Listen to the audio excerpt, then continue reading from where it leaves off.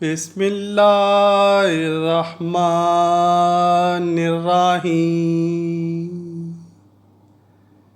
رسول محترم حضرت محمد صلی اللہ علیہ وآلہ وسلم نے ایک دفعہ زمین پر 4 لکیریں کھینچیں اور پاس بیٹھے صحابہ سے پوچھا، تم میں سے کوئی جانتا ہے کہ یہ کیا ہے؟ صحابہ نے عرض کی، اللہ اور اس کے رسول جانتے ہیں۔ تو رسول اللہ صلی اللہ علیہ وآلہ وسلم نے فرمایا، یہ جنتی عورتوں میں سب سے افضل 4 عورتیں ہیں: خدیجہ بنت خویلد، فاطمہ بنت محمد صلی اللہ علیہ وآلہ وسلم، فرعون کی بیوی آسیہ اور عیسیٰ کی والدہ مریم بنت عمران۔ ناظرین گرامی، آج کی ویڈیو انہی 4 اہم خواتین میں سے ایک یعنی حضرت آسیہ زوجہ فرعون کے بارے میں ہے۔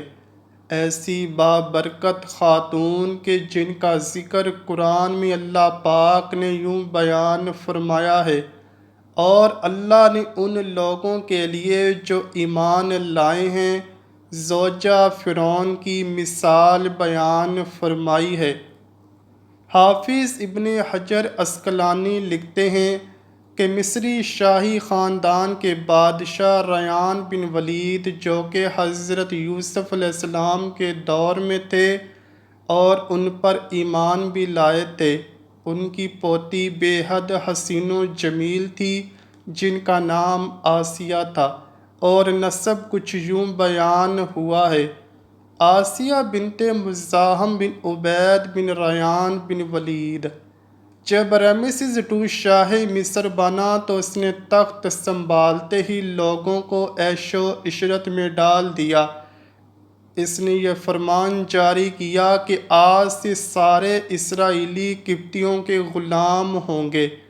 چنانچہ اسرائیلی غلاموں کی لسٹیں بنا کر ہر ایک گھر میں ان کو نوکر رکھ دیا گیا۔ فرعون مصری لڑکیوں کا بے حد شوقین تھا۔ اس کے تخت شاہی پر بیٹھتے ہی اسرائیلیوں نے اپنی لڑکیوں کو گھروں سے باہر نکلنے پر پابندی عائد کر دی۔ فرعون نے بھی حضرت آسیہ سلام اللہ علیہا کے حسن کے چرچے سن رکھے تھے۔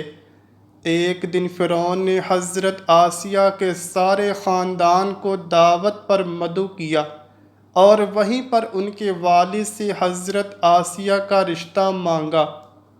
حضرت آسیہ کے والد نے انکار کیا تو اس نے دھمکی دی کہ تمہارے سمیت تمہارے سارے خاندان کو اس محل سے باہر نہیں جانے دیا جائے گا، سب یہیں پر قتل کر دیے جاؤ گے، اور تمہاری اولادیں بھی اسرائیلیوں کی طرح غلام بنا لی جائیں گی۔ یعنی بادشاہت کے زور پر حضرت آسیہ اور فرعون مصر کی شادی ہوئی۔ حضرت آسیہ تو شادی سے پہلے ہی فرعون کے ظلم و ستم کی داستانیں سن چکی تھیں اور دل میں فرعون کے لیے نفرت بڑھ چکی تھی، لیکن اس شادی میں اللہ پاک کی رضا شامل تھی، کیونکہ اللہ کے پیغمبر حضرت موسیٰ علیہ السلام کو فرعون کے محل میں حضرت آسیہ کے ہی ہاں پرورش پانی تھی۔ حضرت آسیہ چونکہ حضرت یوسف علیہ السلام کی شریعت پر عمل پیرا تھیں اور ایک خدا کو ماننے والی تھیں۔ شادی کی پہلی رات جب فرعون کمرے میں داخل ہوا تو دیکھا کہ اس کی بیوی آسیہ اللہ کی عبادت میں کھڑی ہیں۔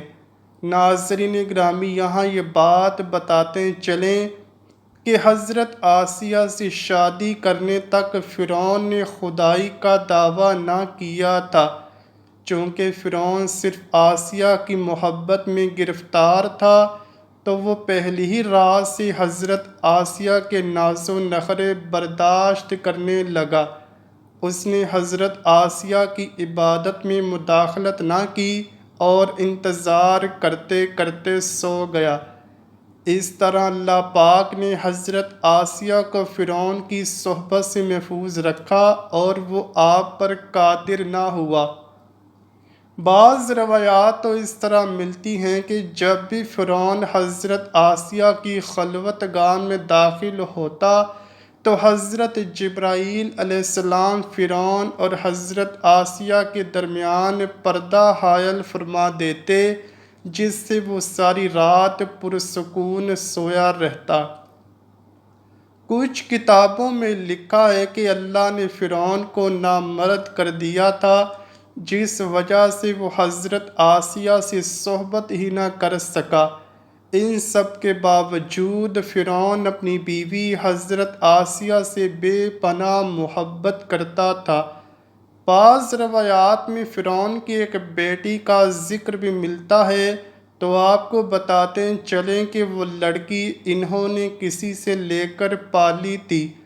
فرعون کا حضرت آسیہ سے پیار ہی تھا کہ جب حضرت موسیٰ علیہ السلام ایک صندوق میں ملے تو حضرت آسیہ کے کہنے پر اس نے حضرت موسیٰ علیہ السلام کو اپنے گھر میں جگہ دے دی۔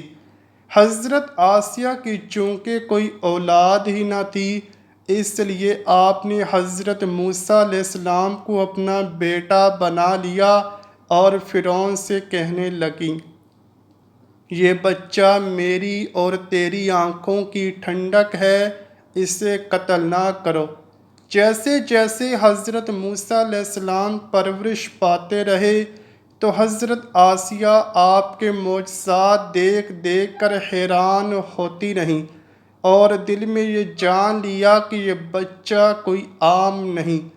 ان کی توقعات کے عین مطابق جب حضرت موسیٰ علیہ السلام نے نبوت کا اعلان فرمایا تو حضرت آسیہ ان پر ایمان لے آئیں، لیکن اپنا ایمان لانا محل والوں سے چھپائے رکھا۔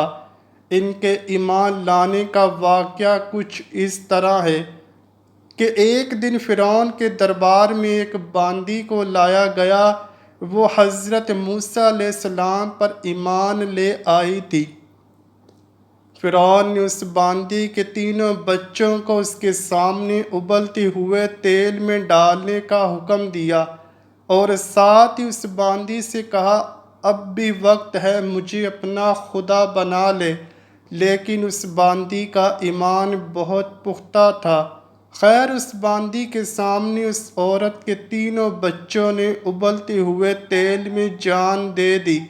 اس کے بعد فرعون نے اس باندی کو بھی تیل میں ڈالنے کا حکم جاری کیا۔ حضرت آسیہ سلام اللہ علیہا نے یہ منظر دیکھا کہ اس عورت اور بچوں کی روح ایک نورانی جھرمٹ میں آسمان پر لے جائی گئی، تو انہیں یقین ہو گیا کہ حضرت موسیٰ علیہ السلام اللہ کے سچے پیغمبر ہیں اور ان کا دین بھی سچا ہے۔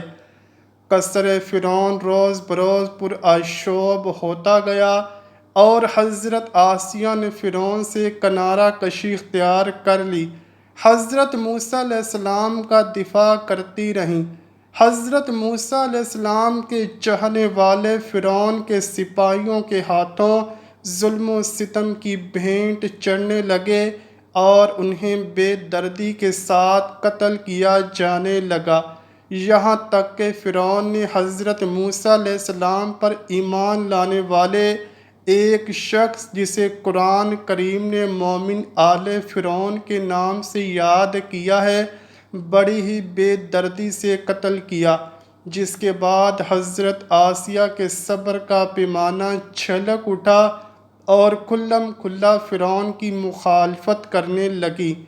فرعون کو جب علم ہوا کہ اس کی بیوی بھی حضرت موسیٰ علیہ السلام کے خدا پر ایمان لے آئی ہے تو فرعون میں غیظ و غضب کی آگ بھڑک اٹھی۔ پہل تو اس نے اپنی بیوی کو اکیلے میں سمجھایا کہ اگر میری بیوی ہی مجھے خدا ماننے سے انکار کرے گی تو پھر بہت سے لوگ سرکشی کریں گے، لیکن حضرت آسیہ نہ مانی۔ بلکہ فرعون کو بھی دعوت حق کی تبلیغ کی اور کہا کہ اللہ پاک سے معافی مانگ کر حضرت موسیٰ علیہ السلام پر ایمان لے آؤ۔ بہت سی راتیں اسی طرح جھگڑوں میں گزر گئیں۔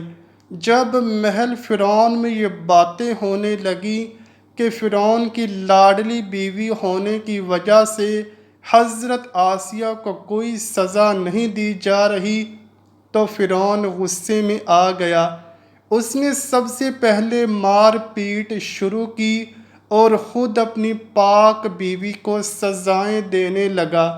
وہ حضرت آسیہ سلام اللہ علیہا کو پورا دن تپتی ریت پر ننگے پاؤں کھڑا رکھتا اور رات کو ان کے پیروں کے زخموں پر خود نمک لگاتا۔ اس طرح کئی دن گزر گئے۔ جب فرعون کو یہ یقین ہو گیا کہ اب حضرت آسیہ کو وہ حضرت موسیٰ علیہ السلام کے دین سے منحرف نہیں کر سکتا، تو اس نے اپنی بیوی کو سخت سزا دینے کا فیصلہ کیا۔ حضرت آسیہ کے چاروں ہاتھوں پیروں میں لوہے کی کیلیں ٹھونک کر چاروں کونوں میں اس طرح جکڑ دیا کہ وہ ہل بھی نہ سکیں، اور بھاری پتھر آپ کے سینے پر رکھ کر آپ کو ریت پر دھوپ میں لٹا دیا اور پانی بند کر دیا۔ لیکن پھر بھی حضرت آسیہ سلام اللہ علیہا ایمان پر عزم و استقلال کے ساتھ ان مصائب کے باوجود قائم و دائم رہیں اور فرعون کے کفر سے خدا کی پناہ چاہی، جسے اللہ پاک نے یوں بیان فرمایا ہے، اور اللہ نے ان لوگوں کے لیے جو ایمان لائے ہیں زوجہ فرعون کی مثال بیان فرمائی ہے۔ جب اس نے عرض کیا، اے میرے رب، تو میرے لیے جنت میں اپنے پاس ایک گھر بنا دے اور مجھ کو فرعون اور اس کے عملے بس سے نجات دے دے اور مجھے ظالم قوم سے بھی بچا لے۔ ایک روایت تو یہ ہے کہ فرعون نے حضرت آسیہ سلام اللہ علیہا کی کھال بھی اتروا دی اور پھر ان پر چٹان کو گرا دیا۔ اللہ اکبر!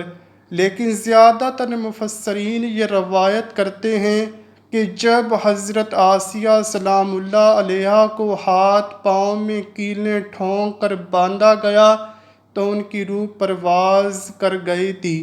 آپ کا مزار پر انوار مصر میں ہی واقع ہے۔